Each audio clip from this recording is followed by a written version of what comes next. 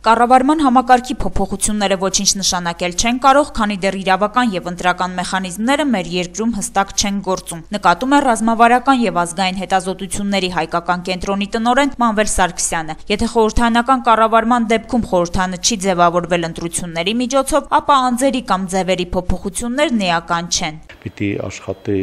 ազատ ընտրությունների մեխանիզմը, որ անգամ նման բլոկը եթե ստեղծվի, կարողանա հաջողության հասնի։ Այս տարիների ընթացքում նմանատիպ հայտարարությունների պակաս չի նկատվել, հիշեցնում է Մանվել Սարգսյանը։ Պատճառն այն է, որ տարբեր քաղաքական ուժեր երկրի ներկաբարդներ քաղաքական իրավիճակը հենց նախագահական համակարգով են պայմանավորում։ Դա է, որ երկրում գոյություն չունի իշխանություն ձևավորելու ազատ մեխանիզմ։ Եթե դա չունի, ինչ մեխանիզմ են ուզում եք դուք առաջարկել, ասեք հանրապետական լինի, ասենք նախագահական լինի, թե պարլամենտական լինի, դա արդեն վիճելի խնդիրներ են։ Կովկաս ինստիտուտի փոխտնօրեն Սերգեյ Մինասյանի համոզմամբ նման հայտարարություններն ավելի շատ քարոզչական բնույթ ունեն եւ հետխորհրդային երկրներում հաճախ են քննարկման դաշտներ մուծվում։ Չնայած շատերի համար նախագահական կառավարման մոդելը նույնացվում է ավտորիտար ոչ ժողովրդավար համակարգի հետ, այնուամենայնիվ առաջիկայում անցում խորհրդարանական կառավարման համակարգի քաղաքագետը հավանական չի համարում։ Գրեթե բոլոր հետխորհրդային երկրներում, բացարձակ միգուցե Բալտյան հանրապետություններում եւ մասամբ Մոլդովայում նախագահական, ասենք, համակարգը լուրջ այլընտրանք դեռևս չունի, որը որ կապված է եւ ասենք ժողովրդական ինստիտուտների ոչ հստակ զարգացման, քաղաքական մշակույթի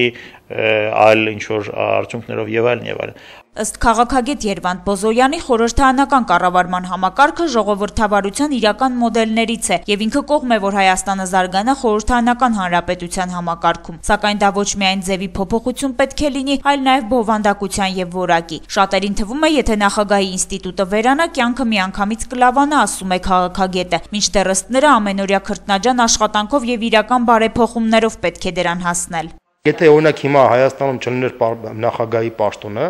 նախագահի ինստիտուտը չլիներ, պատկերացրեք հանրապետական կուսակցությունը կարող էր 100 տարի իշխեր։ Շատ պարզ պատճառով հանրապետական կուսակցությունը ինչպես որ պարլամենտական ընտրությունները անցկացրեց, պերսոնալ պատասխանատվության խնդիր չի լինի արդեն, այդ պարլամենտով իրենք կարող են 100 տարի իշխեն, 1000 տարի իշխեն։ Այսինքն մեծ հաշվով դա որևէ բան չի տալիս։ Կցանկանայիք խորհրդարանական թե նախագահական երկրում ապրել հարցին մայրաքաղաքի բնակիչների կողմից հակասական պատասխաններ հնչեցին։ Երևի նախագահական այդ խորհրդանում որ նստում են, հիմա այդ դեպուտատների նկատմամբ եւ ոչ մի հավատ չունեմ։ Ես կուզեի որ լավ երկիր լինի։ Պարլամենտականը ճիշտ է։ Կարծում եմ, որ պատերազմական վիճակում